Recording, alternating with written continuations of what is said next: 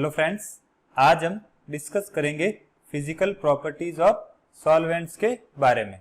देखिए, केमिकल्स की बात करें तो कई केमिकल्स लिक्विड स्टेट में एग्जिस्ट करते हैं, लेकिन सारे लिक्विड केमिकल रिएक्शन में सॉल्वेंट की तरह यूज नहीं किए जा सकते।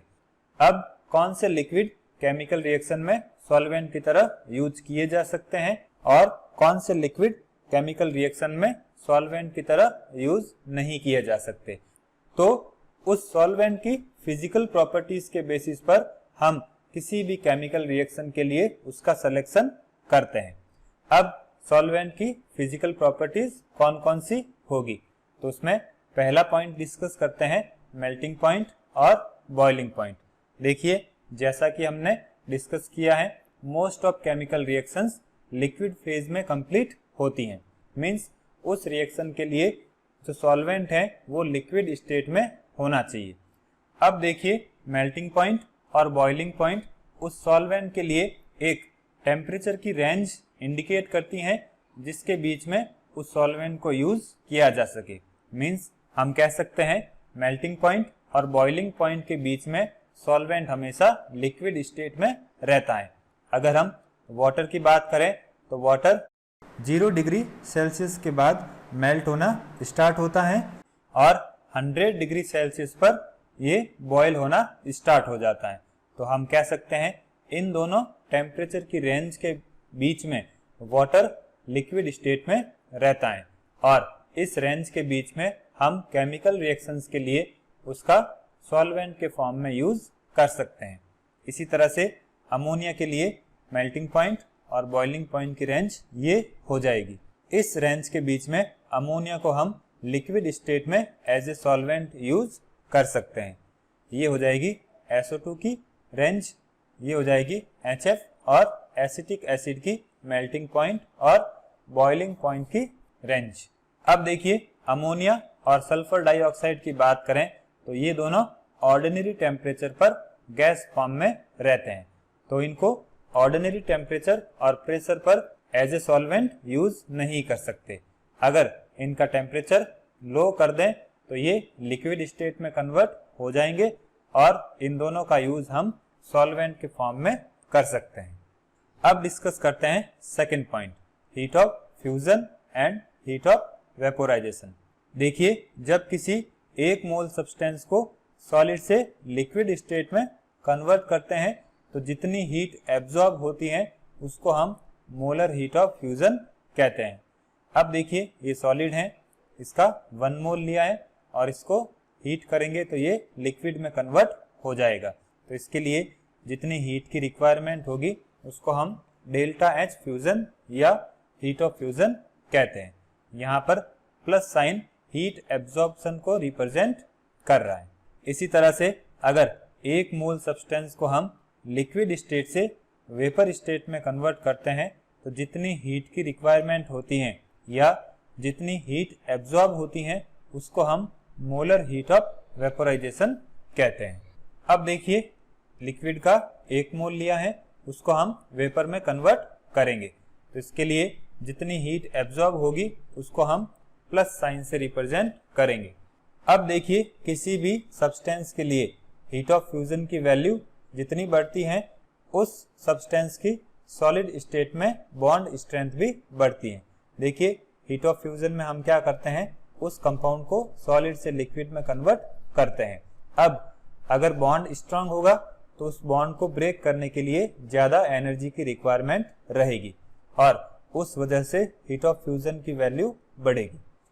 अब इसी तरह से अगर हीट ऑफ वेपोराइजेशन की वैल्यू बढ़ती है तो उस सब्सटेंस के लिक्विड स्टेट में बॉन्ड स्ट्रेंथ की वैल्यू भी बढ़ेगी। अब देखिए, किसी भी लिक्विड के लिए डेल्टा H फ्यूजन और बॉइलिंग पॉइंट का जो रेशियो है वो एक कांस्टेंट होता है जिसको हम ट्राउटन कांस्टेंट कहते हैं। अब देखिए, अगर किसी भी लिक्विड के लिए ट्राउटन कांस्टेंट की वैल्यू अबाउट 90 जूल पर केल्विन होती है तो उस केस में उस लिक्विड के मॉलिक्यूल्स के बीच में कम एसोसिएशन होगा और अगर ट्राउटन कांस्टेंट की वैल्यू 90 जूल पर केल्विन से ज्यादा होती है तो उस केस में उस लिक्विड के मॉलिक्यूल्स के बीच में ज्यादा एसोसिएशन होगा और वो लिक्विड ज्यादा पोलर नेचर भी शो करेगा। तो यहाँ पर हम ट्राउटन कांस्टेंट की हेल्प से उस लिक्विड के मॉलिक्यूल्स के बीच के एसोसिएशन को डिटरमाइन कर सकते हैं। अब देखिए, अगर किन्हीं दो लिक्विड्स के लिए डेल्टा एच फ्यूजन की वैल्यू एक जैसी होती है तो वो दोनों सिमिलर सॉल्वेंट की तरह बिहेव करेंगे। देखिए, H2O के लिए और NH3 के लिए डेल्टा एच फ्यूजन की वैल्यू अप्रोक्स इक्वल है, तो ये दोनों सॉल्वेंट सिमिलर नेचर शो करते हैं।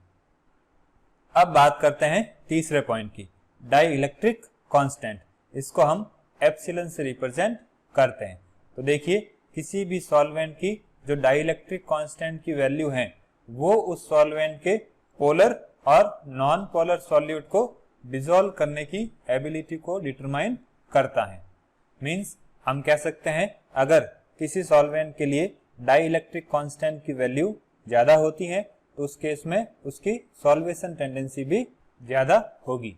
अब अगर हम किसी भी आयनिक कंपाउंड में कैटायन और एनायन के बीच के कूलम्बिक फोर्स की बात करें तो उसका फॉर्मूला हो जाएगा ये।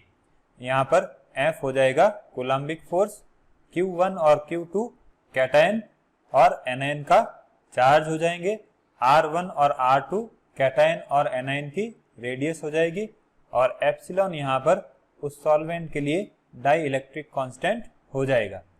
अब डाई इलेक्ट्रिक कांस्टेंट की वैल्यू सॉल्वेंट के नेचर पर डिपेंड करती है।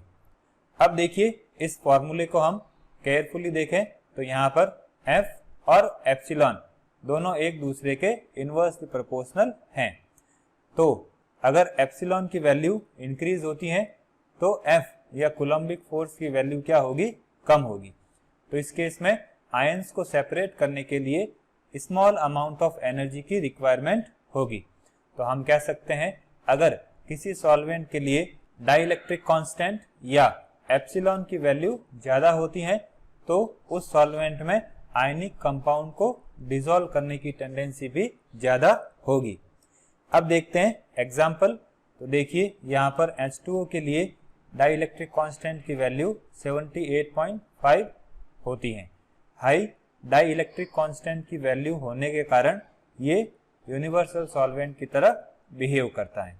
इसी तरह से अगर हम HF की बात करें तो इसके लिए भी डाई इलेक्ट्रिक कांस्टेंट की वैल्यू ज्यादा है, तो ये भी एक गुड सॉल्वेंट होगा। अब एसिटिक एसिड की बात करें तो इसके लिए डाई इलेक्ट्रिक कांस्टेंट की वैल्यू कम है, तो ये एक गुड सॉल्वेंट नहीं होगा। अब बात करते हैं डाइपोल मोमेंट की। इसको हम म्यू से रिप्रेजेंट करते हैं। तो डाइपोल मोमेंट क्या होता है, product of charge and distance between two charges. Means इसका फॉर्मूला क्या हो जाएगा, mu is equal to q into r. अब देखिए, अगर किसी सॉल्वेंट मॉलिक्यूल में बॉन्ड की पोलैरिटी इंक्रीज होती है तो उस केस में उस मॉलिक्यूल के डाइपोल मोमेंट की वैल्यू भी बढ़ेगी। अब डाइपोल मोमेंट की वैल्यू अगर बढ़ती है तो वो सॉल्वेंट पोलर सॉल्यूट्स के लिए एक गुड सॉल्वेंट की तरह बिहेव करेगा। मींस अगर किसी भी सॉल्वेंट के लिए डाइपोल मोमेंट की वैल्यू हाई होती है तो वो सॉल्वेंट पोलर सॉल्यूट को इजीली डिसॉल्व कर सकेगा। अब देखिए, डाइपोल मोमेंट बढ़ने के साथ सॉल्वेंट की सॉल्वेशन टेंडेंसी क्यों बढ़ती है, तो इसका कारण क्या होगा। देखिए, जब सॉल्वेंट के मॉलिक्यूल में बॉन्ड की पोलैरिटी बढ़ती है तो उस केस में सॉल्यूट जब डिसॉल्व होता है तो वहां से रिलीज होने वाली सॉल्वेशन एनर्जी की वैल्यू भी बढ़ती है। तो देखिए, सॉल्वेशन एनर्जी अगर इंक्रीज होती है तो वो सॉल्यूट उस सॉल्वेंट में इजीली डिसॉल्व हो जाएगा। ये हैं कुछ सॉल्वेंट्स और उनके लिए डाइपोल मोमेंट की वैल्यू। अब बात करते हैं इलेक्ट्रिकल कंडक्टेंस की। तो देखिए, मोस्ट ऑफ जो सॉल्वेंट्स हैं वो सेल्फ आयोनाइजेशन या ऑटो आयोनाइजेशन की टेंडेंसी रखते हैं। अब सेल्फ आयोनाइजेशन की वजह से उसमें नंबर ऑफ आयंस क्या होंगे, इंक्रीज होंगे, और उस वजह से वो इलेक्ट्रिकल कंडक्टर होते हैं। अब देखिए, जो आयोनाइजेशन का एक्सटेंट है उसको हम इलेक्ट्रिकल कंडक्टेंस के थ्रू फाइंड आउट कर सकते हैं। अगर इलेक्ट्रिकल कंडक्टेंस की वैल्यू ज्यादा है तो उस केस में उस सॉल्वेंट में ज्यादा आयोनाइजेशन हो रहा है, और अगर इलेक्ट्रिकल कंडक्टेंस की वैल्यू कम है तो उस सॉल्वेंट में सेल्फ आयोनाइजेशन कम होता है। अब देखिए, अगर किसी सॉल्वेंट में आयोनाइजेशन ज्यादा होता है तो उस सॉल्वेंट में एसिड बेस रिएक्शन होने की पॉसिबिलिटी बढ़ जाती है। मींस उस सॉल्वेंट में acid base reaction easily complete हो जाएगी। अब लेते हैं नेक्स्ट पॉइंट, विस्कोसिटी। तो देखिए, किसी भी सॉल्वेंट की फ्लूइडिटी को मेजर करने को हम विस्कोसिटी कहते हैं। मींस वो सॉल्वेंट कितना इजीली फ्लो करता है या नहीं करता है। अगर कोई भी सॉल्वेंट इजीली फ्लो करता है तो उसकी विस्कोसिटी लो रहेगी, और अगर वो इजीली फ्लो नहीं करता है तो उसकी विस्कोसिटी हाई रहेगी।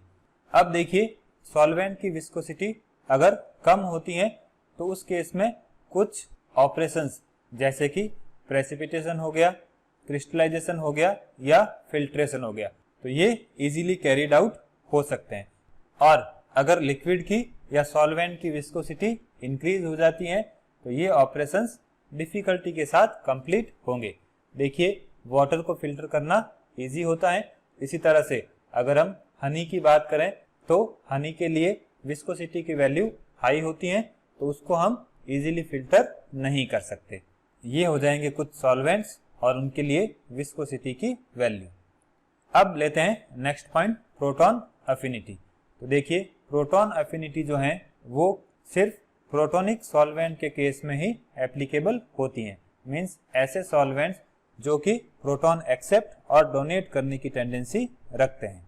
अब देखिए, सॉल्वेंट की जो प्रोटॉन अफिनिटी है वो किसी भी सॉल्यूट की एसिडिक और बेसिक कैरेक्टर को अफेक्ट कर सकते हैं।